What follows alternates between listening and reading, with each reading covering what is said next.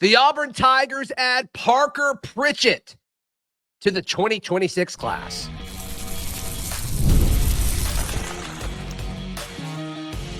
You are Locked On Auburn, your daily podcast on the Auburn Tigers. Part of the Locked On Podcast Network, your team every day. Yes, welcome on into Locked On Auburn, your daily Auburn Tigers podcast. I'm your host, Zach Blackerby, and thank you so much for making Locked On Auburn your first listen every single day. It's Recruiting Monday because we had Big Cat Weekend over the weekend. We're joined by Brian Smith over at The Portal, Locked On's daily recruiting NIL transfer portal show. Brian, you were on campus for Big Cat Weekend. You talked to a ton of these guys that came in and kind of observed all the happenings throughout Big Cat. You caught when Parker Pritchett, the offensive lineman from Carver over in Columbus, told reporters that, hey, going to commit later today.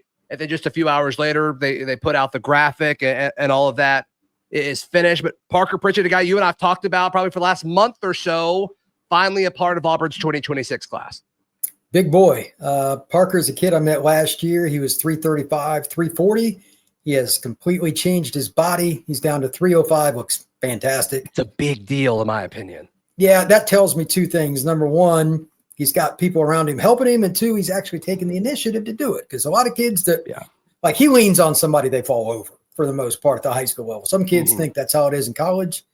It is not. No. So no, it's not. Now when he gets to Auburn, the strength and conditioning program, I mean, it's obviously on a whole nother level because it's the collegiate level, but they'll have much less to worry about and less treadmill, less worry about diet. And it's just time to put on muscle.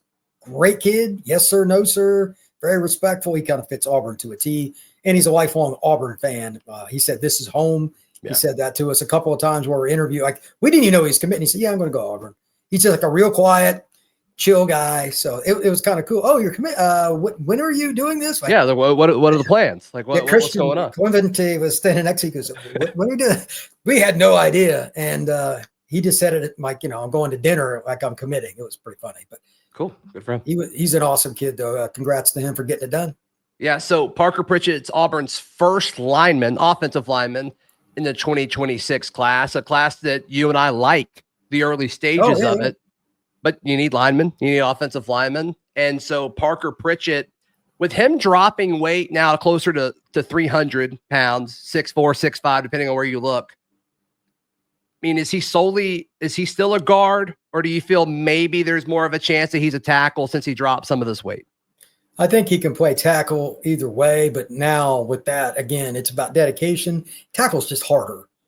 Especially at the Southeastern Conference level or the Big Ten level, because like the speed rushers are a little different. And he's got feet and he's got length. Like his arms are what you're looking for in terms of the reach. But if you're overweight, zero chance you're going to play tackle at the SEC level. So this gives him a chance. And at worst for Auburn, he's a swing player. You teach him guard. For most guys, learn inside first. If there's any question, after you master that, then you kick them to tackle. And you might cross-train them a little bit their freshman year, but as time progresses, they get more opportunity. Saban did the same thing at Bama with some of his guys. It's fairly common practice. So I think he can do it, though. The level of competition that Carver plays, educate me on that as far as Georgia high school football. They do not fear anybody. It's not a super big school, but per capita, talent-wise, and this is a large statement, it's as talented as any program in the state of Georgia. That's a huge statement. Yeah, I mean, they've always got kids going somewhere. And he's not even the best player on their team, but that's another story. Like they got other guys. And the bottom line is that's a school that if you're an SEC program, chances are you're sending a coach there every single year. And I mean, all of them. So yeah, he's used to playing against, they'll play whoever. They play up a lot. They'll play 5 or 6A school and go kick the crap out of them. Yeah. So he's used to seeing that every day. And one of the guys he practices against is one of the best pass rushers in the country. So like, he will be more skilled than your average guy coming into Auburn. What do you think about his ranking? 3-star guy, I believe across the board. I think every outlet has him as a 3-star. Around the 70th ranked player in the state of Georgia, which is obviously a competitive one, about a top 100 guy in Georgia.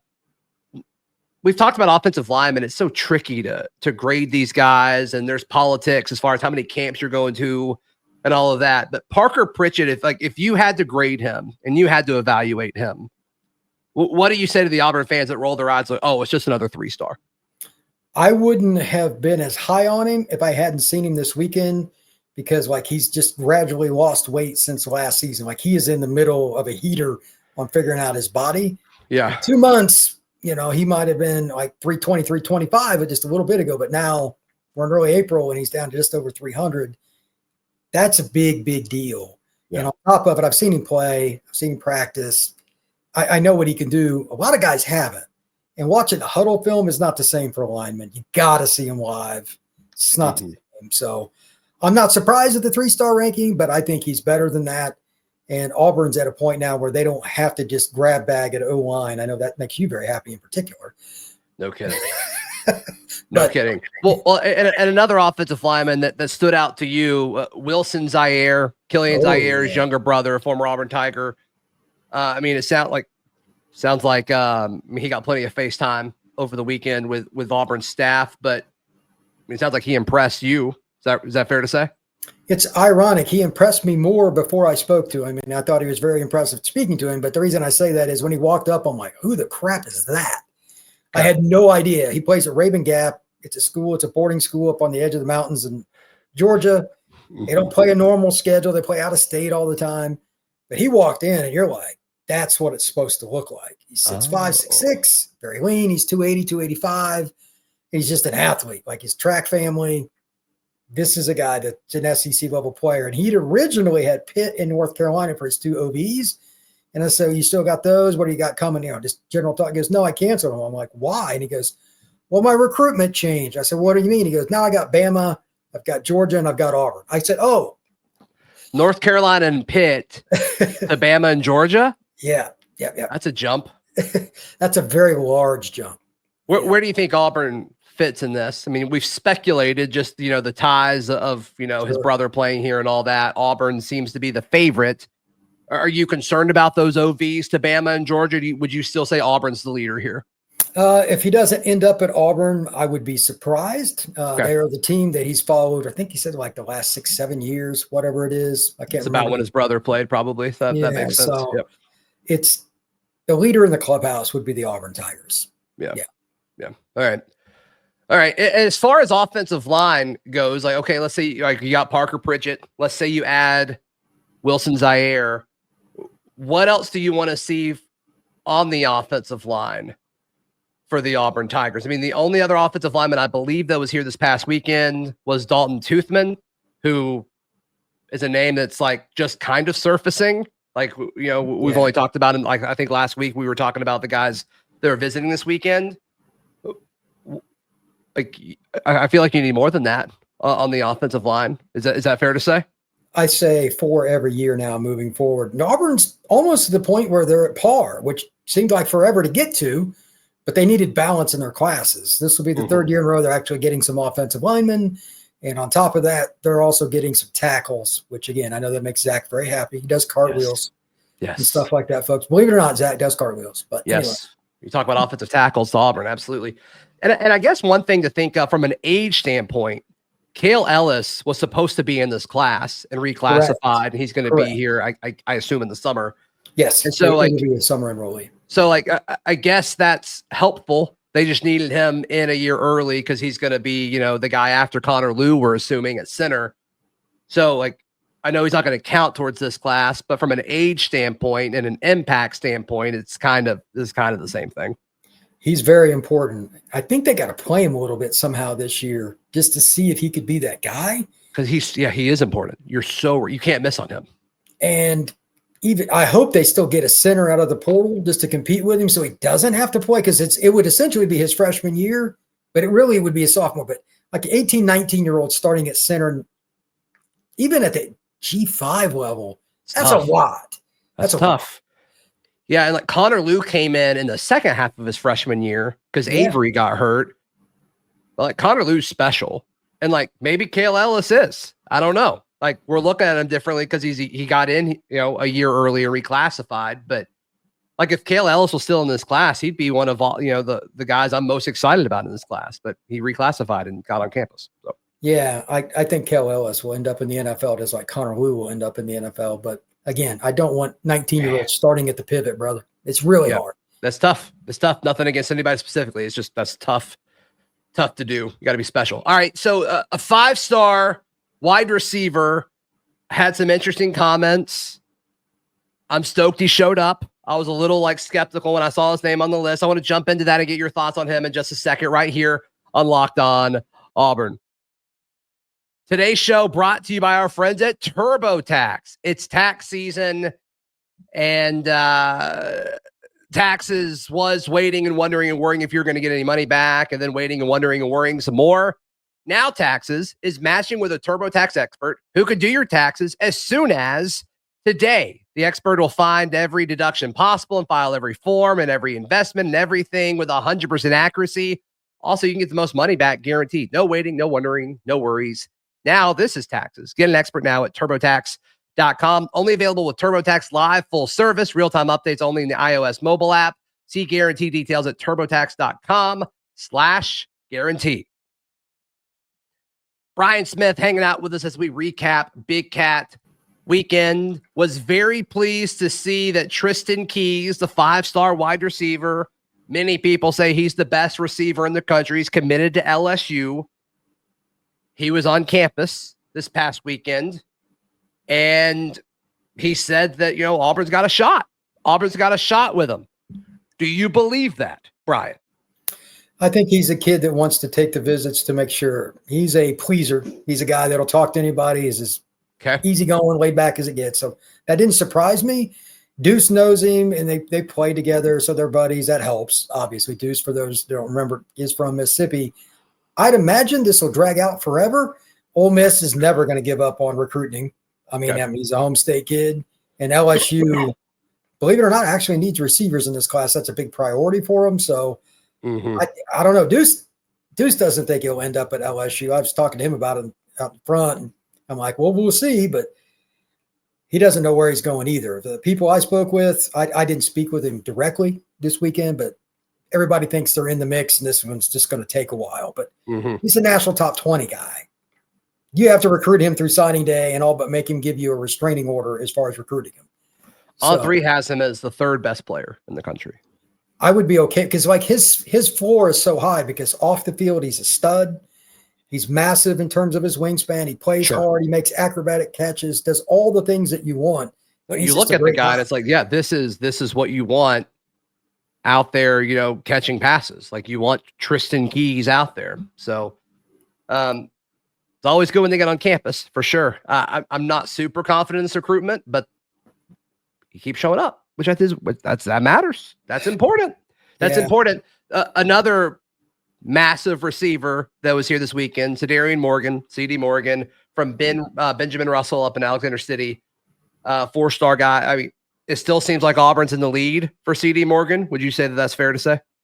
I think it's Auburn or it's going to be Alabama because they're both coming after him. You never count out Bama for an in-state recruit if they prioritize, but he's always been more Auburn, Florida, Ohio State. When I've spoken to him, I left him alone this weekend, but I haven't heard any buzz otherwise. Like the guys I spoke with, nobody brought him up. They usually bring up the guys they're worried about. Right. So he didn't come up with any conversation I had. I deem that as a good sign for the Auburn Tigers. Yep. Okay. Another guy that some folks thought could pop this weekend, Xavier Tiller, the tight end from Langston Hughes. When you talk about incredibly gifted and talented programs, Langston Hughes is up there over in Georgia, but Tiller, a 4-star, former Texas A&M commit. He's starting to pick up crystal balls and RPMs to Auburn. Any buzz around Xavier Tiller this weekend at Big Cat? We were all waiting on him to leave. I finally left because he was upstairs. He was the last guy. Okay. I have figured. What does that typically mean? Just if you had to speculate. NIL. What would it take for this to come to a conclusion kind of deal? That's how I look at it. I didn't speak to him. I've met him a few times. Good kid, real quiet. But, he's a 6'5", 220-pound flex receiver / tight end, whatever you want to call it. He moves so well, too. Yeah, he's a slinky. So he's that kid that's just super long. He looks like a basketball player that you throw alley-oops to. Yeah. Him and Cam Coleman standing next to each other. He's slightly thicker than Cam. They're the same person otherwise, physically. Yeah, that's, I'm not saying he's Cam result wise, but like their bodies are very, very similar.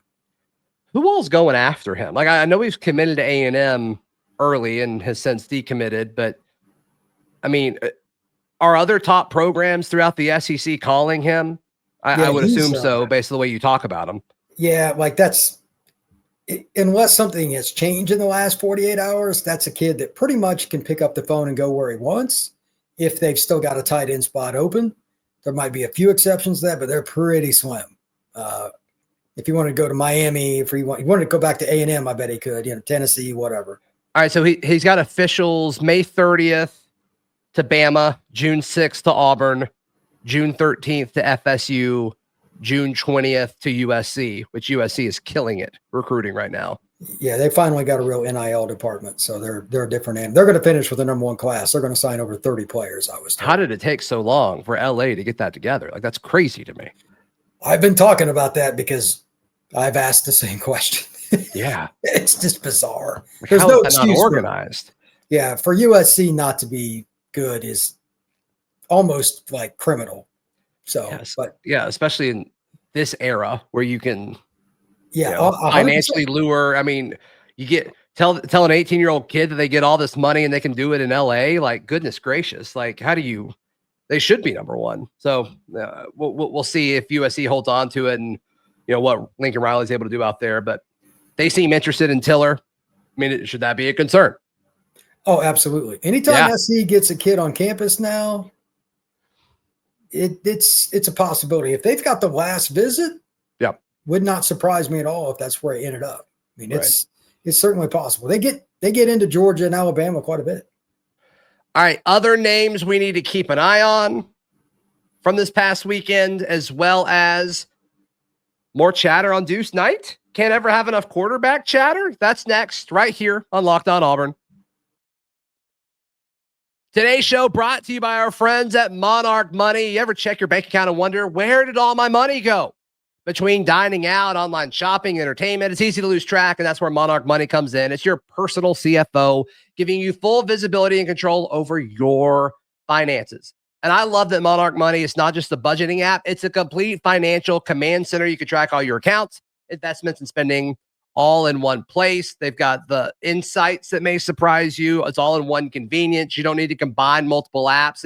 It's got everything that you need. So take control of your finances with Monarch Money. Use code LOCKEDONCollege. That's all one word, LOCKEDONCollege at monarchmoney.com for 50% off your first year. That's half off, people. monarchmoney.com, code LOCKEDONCollege for half off your first year, monarchmoney.com. Final few minutes on today's edition of the show as we recap Big Cat Weekend with Brian Smith, host of The Portal. Thank you for making Locked On Auburn your first listen. Make The Portal your second listen every single day. Brian, other names that we need to maybe shed some light on, anybody stand out to you or surprise you that they showed up at Big Cat Weekend before we move on to the quarterback chatter? The only thing that I was told is because of the Final Four and everything, that several of the kids, they moved to next weekend. Okay. There were several that didn't show up, and it's just because they're spreading it out and more people were doing, Final Four stuff. Makes so sense. Not really anything unsurprising. The players they had, everybody came in, you're like, oh, okay, I get it. I know why he's here. He's a great player. They just didn't have as big a list as they would normally because of the Final Four. Nothing else really.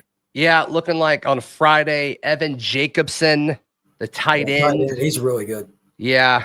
Looks like Notre Dame's leading the way for him. And then Kamarian Johnson, an edge rusher from Muscle Shoals. That looks like it's going to be an Iron Bowl recruitment edge guy. And then Saturday, just a few. Braylon Womack, Big safety. Time. Yep. Aiden Harris, defensive lineman from North Carolina. Priority. Yep. Looks like Ohio State's leading the way for him. Landon Duckworth, quarterback target from Jackson. Jordan Thomas, a corner from New Jersey. I don't know much about him. And then Andrew Harris from North Carolina, another edge guy, which Auburn seems to be leading for him. So any of those names stand out to you? Well, the Harrises are twins, and it'll be interesting. Like, all of those kids, in my opinion, would be takes for Auburn. Now, do any of them commit before they come in? There's been discussion like this. This week will be commit city, because so many guys have taken unofficials just around the country. Yeah. Auburn and otherwise. So the list, even if it says it, it's iffy now. That's why we count heads, like all of us in the media. Like, did he show up? Did he show up? We're just like checking it off because it happens out of the blue. Somebody commits somewhere and you don't know about it. Did you you went to Big Cat last year's Big Cat was historic. I mean, it was insane. We knew it wasn't going to be the same just because of the nature of the timing of everything. Was there still that same level of energy? Like, did it feel like a Big Cat weekend, or was it more of just a heavy unofficial visit weekend? More of the latter, because when we got there and the kids are coming in right there, the players are in a meeting. I'm sitting there looking through the windows, watching them do film, and the recruits are going in. I'm watching the screen. It was fun, but this is how we practice. They wanted the kids to see it. They saw the film. They went to practice, met the coaches, and they talked to us and left. They had the food trucks and stuff out front. That was all great. DJ and all that stuff, but it's not the same as it just being a recruiting weekend, because of course in July you're not practicing. What's your favorite food truck? Oh my God, they had so many. They got a lemonade stand there that's great. Okay, got it. Got it. But they have such a wide variety. Chicken fingers, anything you could imagine. Taco trucks tend to be like, whenever there's a bunch, I usually look for the taco truck. I feel like that's usually the safest, best option. You might see like a cheesesteak type truck. Never going to like scoff at that for sure. 5 or 6 trucks and a lemonade stand and something else. All the kids love it. All the football players, I mean, they can eat whatever. They went outside and ate too. Yeah. Why wouldn't you? Why wouldn't you? You essentially got like restaurants outside your office now. That's awesome. That's awesome. All right. So Deuce Night, like the chatter around Deuce isn't going away. In fact, it's growing more and more. By the practice, Brian, like there's more and more chatter, and I can't tell how much of it is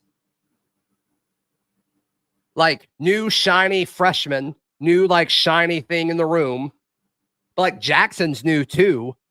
Like how much of it is it's awesome to have a 5-star freshman versus how much of it is Deuce Night truly is the best quarterback right now throughout spring, versus like how much of this is like Jackson not delivering as much as maybe we thought, or is it all just hype and none of those things are true? I can't really tell, but there is chatter, there is smoke, there is excitement around Deuce Night, and there's no questioning that. Yeah, most of the people I talk to, they think he's like, there's no doubt he's the long-term guy, but the question has become, will he start this year at some point? And every single person in the media has heard it from somebody inside the building or something, and it's kind of I heard it a lot this week, Brian.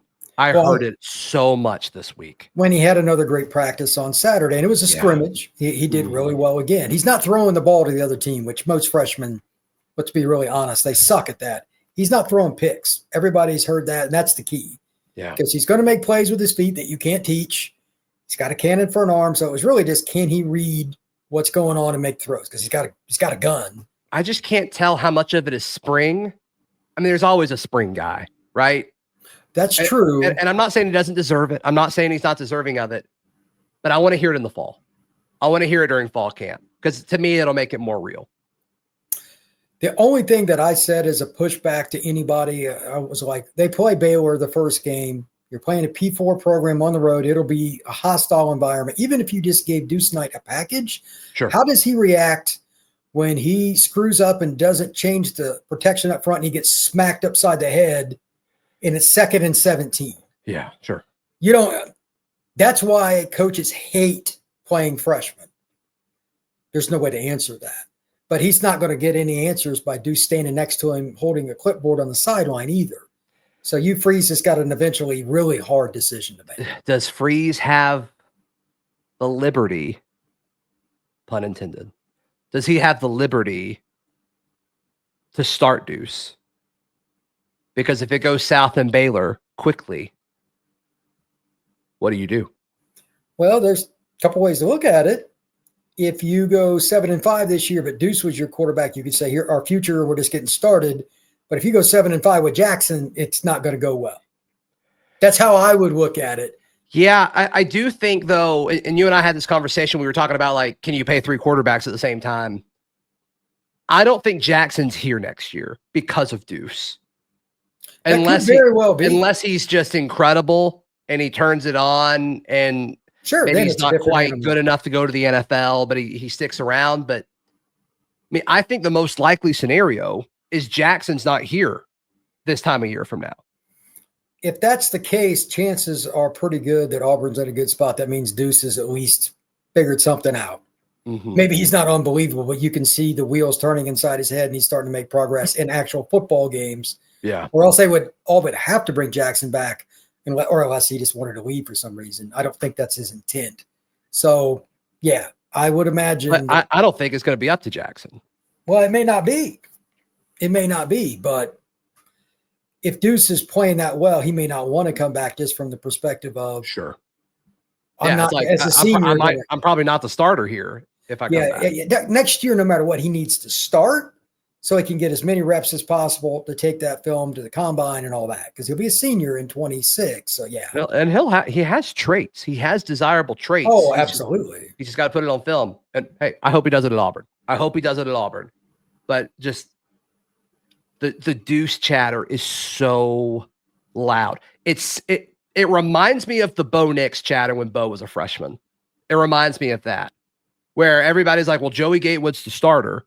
Now, Joey Gatewood, Jackson Arnold, not the same thing. But there was still the presumed, like, he was the favorite going into it. And then you just kept hearing, like, Bo Nix, Bo Nix, Bo Nix, Bo Nix. And then we look up and it's like, oh, Bo beat him out. So I don't know. And that might not be a perfect comparison. Y'all let me know what you think in the comments, but it reminds me of that. Like a hot freshman coming in and winning the job. Like, it really feels that way to me, but I'm trying not to overreact to it. I don't know what else you would do, though. I mean, Auburn doesn't get 5-star quarterbacks. Why would you not be excited about him? Yeah, sure. Man, he's a very unique athlete. Like, I've had a chance to see him play. I forget how many times. So it's mundane to me, but I guarantee you the first time that he takes off and makes 2 guys miss and goes for 40 yards, Auburn fans will understand. You have to see it live to know what I'm talking about. Like, he's a different kind of animal. So great kid, and he's still all shucks. He hasn't changed at all. So I look forward to what you want. It's what you want. Oh yeah, that's also very important. Sometimes kids get a little money in their pocket and they go off the rails. Yeah, or like national praise or whatever. But yeah, no, I've heard similar things. So that's awesome. Brian, you've got a ton of stuff going on. How can people check out all of it? Everything we got going on the portal, recruiting, NIL transfer portal, you can get on YouTube, Spotify, Apple, Odyssey. Just check us out all over social media. It's fun, man. I'm doing something every day now on all the commitments. One show a day just on the commitments. That doesn't count team stuff. It's a lot. Yeah. No, you put up stuff on social media about your thoughts on Parker Pritchett. So, be sure to check all of that out over LO_the portal. Please like the video. Please subscribe, and we'll see you next time. This has been Locked On Auburn.